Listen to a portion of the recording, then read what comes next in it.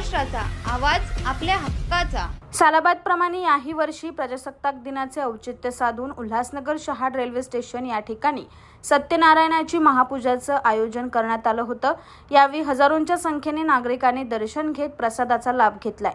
Ramakant Chavan auto rickshaw चालक मालक union अध्यक्ष हरजिंदर सिंह उर्फ विक्की भुलर यांच्या अध्यक्षतेखाली यंदा भव्य दिव्य मंडपाची सजावट केली असून नागरिकांसाठी अन्नदान देखील केलं जातंय। या ठिकाणी दर्शनासाठी मोठ्या संख्येने नागरिक येत आहे। या वर्षीचं पूजेचं सगळं नियोजन जे आहे ते श्री हरजिंदर सिंह भुल्लर आमचे नवनिर्वाचित अध्यक्ष यांच्या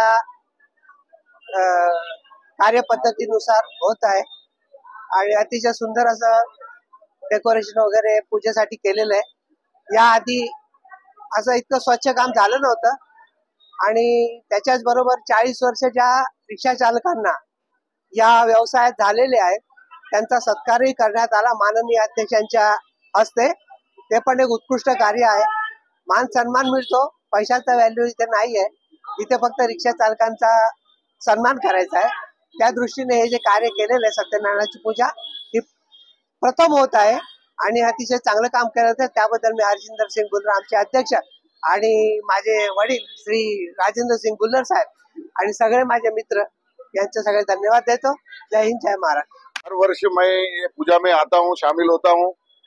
हर साल के जैसा ये साल में भी हुआ है, लेकिन भव्य दिव्य तरीके से हुआ है और ऐसा मेरा 25 साल का इतिहास में मैंने ऐसा भव्य अभी तक देखा नहीं। आगे चल के हमारा विक्की भुल्लर जी जो अध्यक्ष है, ये आगे चल के इसी तरीके से सबको रिक्शा यूनियन को संभालते हुए और उन लोगों को आगे चलाते हुए चलते हुए खुद साथ देते हुए चलना चाहिए, ऐसा हम लोग आशा रखते हैं।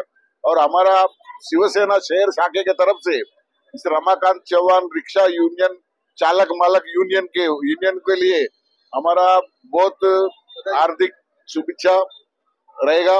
वो भी बहुत अच्छा चल रहा है और ये श्रेय पूरा रिक्शा यूनियन को और उनके अध्यक्ष विक्की भुल्लर को जाता है।